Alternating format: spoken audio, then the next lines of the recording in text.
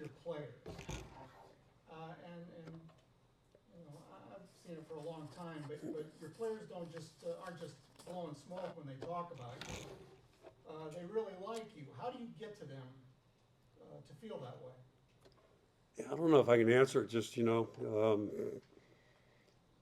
yeah, they probably most of them like me better after they leave here. I think. I hope. At least usually it's about 5 years later. But no, in all seriousness, you just treat people right. And we've been so fortunate because I think we're pretty transparent about what we are, who we are, and what we're trying to do. So hopefully the right people come here that want to be coached and they want to be worked with. And I think we're fairly demanding, but I think they understand what we're trying to do. We're trying to build guys who are going to be good competitors and good football players, but it goes well beyond that too. And big part of the fulfillment and enjoyment I've been able to enjoy is just watching guys become adults, and that's a fun part about all this stuff.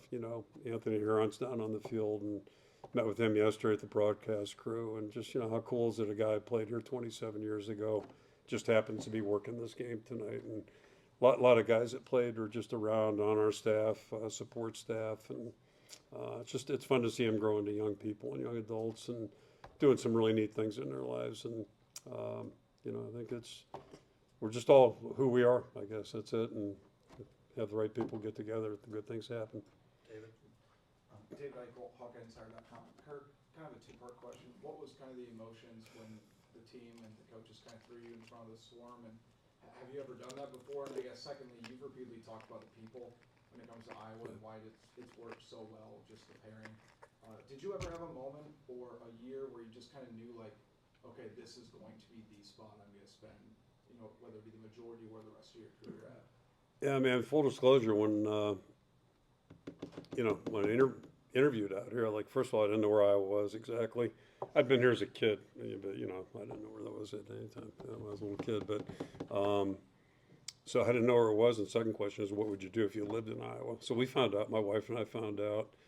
And the original plan was to get back east, get a resume started and get back east. But we just fell in love with it right from the start, every part about it. And for us, it was about, professional opportunity, but also the comfort of living and, being around great people.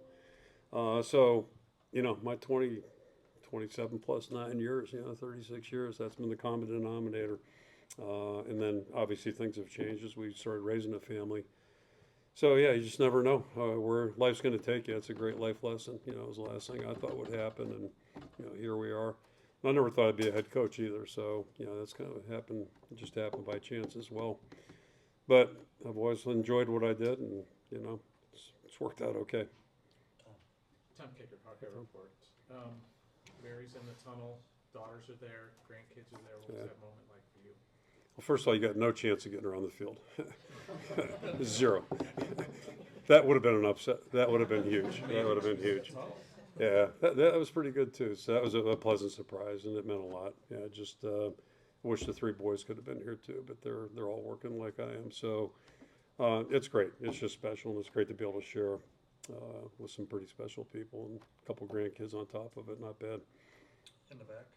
Sure, I feel Local 5. Wanted to ask how awesome it was to get this done in Iowa City. I know it would have been nice to get it done last week, but how cool was it to do it on the Gold out tonight? It'd been nice, 5 years ago actually, but we always remember those losses too as coaches. But yeah, that was one benefit. It would have been great last week, but the one benefit was, I think the last time I got interviewed on the field, I'm pretty sure it would have been 2004 after we clinched the Big Ten championship after beating Wisconsin. That was a pretty special moment too. So yeah, it was just fantastic. And to be in Kinnick means a lot to me, and I skipped over the swarm part. Swarm means a lot to me too, and as long as I'm here, we'll be doing the swarm. The next guy may do something differently, but that was a Coach Fry, deal, and what it stands for, I think, is a big part of the program. So it means a lot to any of us that have been involved, and I've never been in the swarm, so I made history tonight for myself, personal history, and it's pretty cool. It's pretty cool. To have Anthony come down from the broadcast booth, meet you there to do a post-game interview that wasn't on just Big Ten Network, but for fans and the players to stand behind you during that. You mentioned how important it is to have good relationships with players. What kind of a testament does that moment show to both you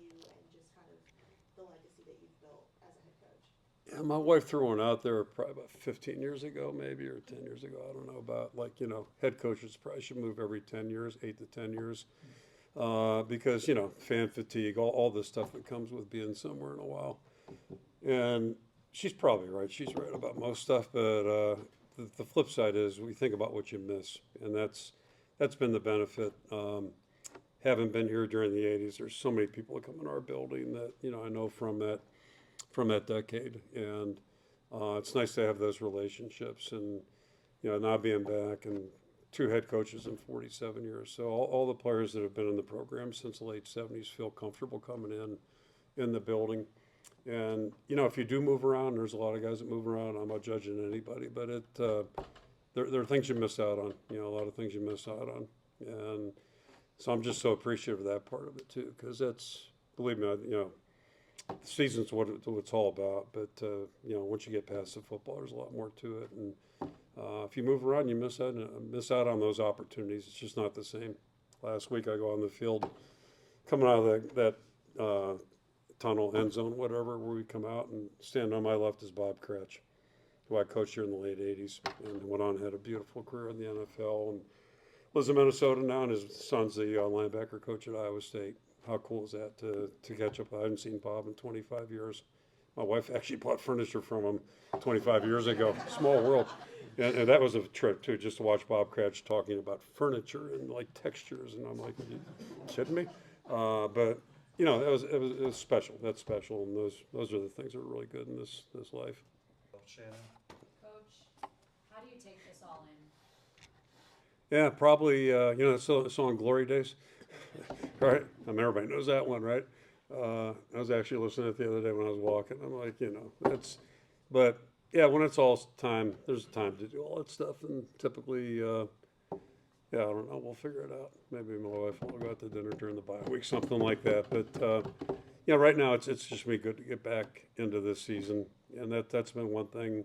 Not to minimize this, but you don't want to take away from this team and this year, and that's, you get one chance at every season with every team that you coach, and you know, I'm looking forward to getting the focus back on that, and I appreciate the way the guys were tonight. That was special. But, you know, we still got work to do in front of us, and it's, you know, really looking forward to that opportunity. But, yeah, at some point we'll take some time and think about this stuff, but it's still pretty surreal, quite frankly. Okay.